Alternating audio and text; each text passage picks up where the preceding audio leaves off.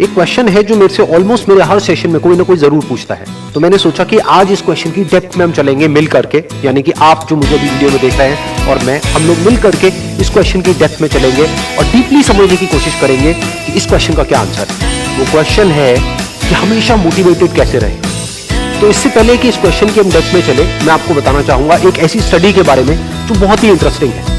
वो हुई थी कोलंबिया यूनिवर्सिटी में 1998 में।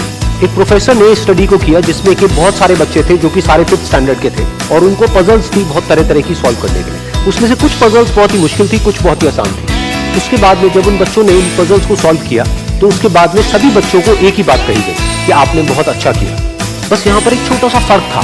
आधे बच्चों को उन्होंने कहा कि आपने इतना एक्स्ट्राऑर्डिनरी इसलिए परफॉर्म किया क्योंकि आप बहुत ही ज्यादा इंटेलिजेंट हो, और बाकी के जो आधे बच्चे थे उनको कहा गया कि आपने जो इतना एक्स्ट्राऑर्डिनरी परफॉर्म किया उसकी वजह थी आपका हार्ड वर्क। फिर उसके बाद में दोबारा से इन सब बच्चों को कुछ पजल्स दी गई सॉल्व करने के लिए, जिसमें से कुछ बहुत ही आसान थी और कुछ बहुत ही मुश्किल थी। अब यहां पर कुछ बहुत इंटरेस्टिंग निकल करके आया जो किसी ने एक्सपेक्ट भी नहीं किया। वो बच्चे जिनको कहा गया था कि आप बहुत इंटेलिजेंट हो, बहुत स्मार्ट हो, उनको जब वो पजल्स मिली तो उन्होंने क्या किया, जो मुश्किल पजल्स थी उसको छोड़ दिया, आसान पजल्स के ऊपर काम करना शुरू किया और उसमें भी कुछ देर बाद ही वो बच्चे बोर हो गए। दूसरी तरफ से वो बच्चे जिनको कहा गया था कि आपने इतना एक्स्ट्राऑर्डिनरी परफॉर्म इसलिए किया क्योंकि आपने हार्डवर्क किया, उन्होंने सिर्फ आसान पजल्स को अटेम्प्ट नहीं किया बल्कि मुश्किल से मुश्किल पजल्स को भी अटेम्प्ट किया और सॉल्व किया। फिर उसके बाद में जब ये पूरी स्टडी कंप्लीट हुई तो उन बच्चों से पूछा गया कि किसको ज्यादा मजा आया इसको करने में। तो वो बच्चे जिनको कहा गया था कि आप बहुत इंटेलिजेंट हो, उनको मजा नहीं आया, यानी कि वो मोटिवेटेड नहीं थे। और वो बच्चे जिनको कहा गया था कि जो भी आपने किया वो अपने हार्डवर्क की वजह से किया, उन्होंने ना सिर्फ अच्छा परफॉर्म किया बल्कि वो एंड तक मोटिवेटेड भी थे और उनको मजा भी आया। अब ये स्टडी जिसके बारे में मैंने अभी आप लोगों को बताया, ये इतनी इंटरेस्टिंग इसलिए है क्योंकि ये जिस तरीके से हम सोचते हैं हमारे थॉट पैटर्न को चैलेंज करती है। हम क्या सोचते हैं कि अगर हम पेरेंट्स हैं या हम टीचर्स हैं और अपने बच्चों को हम बोलेंगे कि आप बहुत इंटेलिजेंट हो, आप बहुत स्मार्ट हो, तो वो अच्छा परफॉर्म करेंगे। लेकिन इस स्टडी में एग्जैक्ट उसका ऑपोजिट निकल करके आया है। तो इस स्टडी में जो फैक्ट्स रिवील हुए उसको समझने के लिए हमको एक कॉन्सेप्ट को समझना पड़ेगा, जिस कॉन्सेप्ट को कहा जाता है लोकस ऑफ कंट्रोल। हुआ क्या कि जिन बच्चों को कहा गया कि आप बहुत ही स्मार्ट हो, बहुत ही इंटेलिजेंट हो, उनका जो लोकस ऑफ कंट्रोल था वो उनके अंदर नहीं था, उनके बाहर था।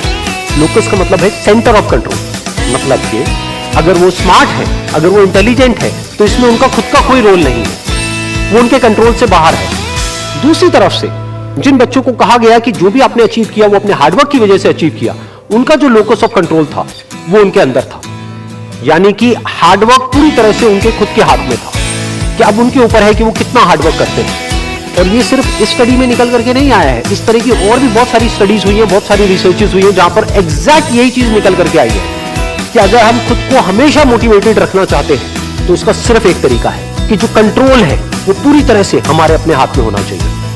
तो अब समझने की कोशिश करते हैं कि ऐसा क्या होता है कि जो कंट्रोल है वो हमारे हाथ से चला जाता है और ऐसा क्या होता है जब कंट्रोल हमारे हाथ में आ जाता है। जब भी हम एक्सटर्नल फैक्टर्स की बात करते हैं कि मैं ये नहीं कर पा रहा इस वजह से, उस वजह से, उस वजह से, जो कि मेरे कंट्रोल से बाहर है, तो हमारे हाथ से कंट्रोल चला जाता है।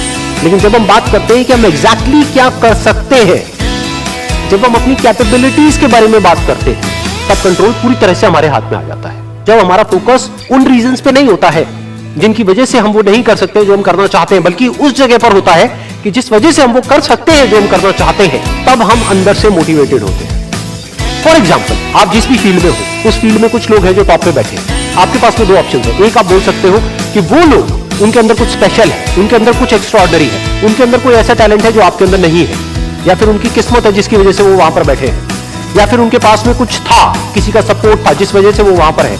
अगर इसमें से ऐसा आपने कुछ भी बोला तो आप फंस गए।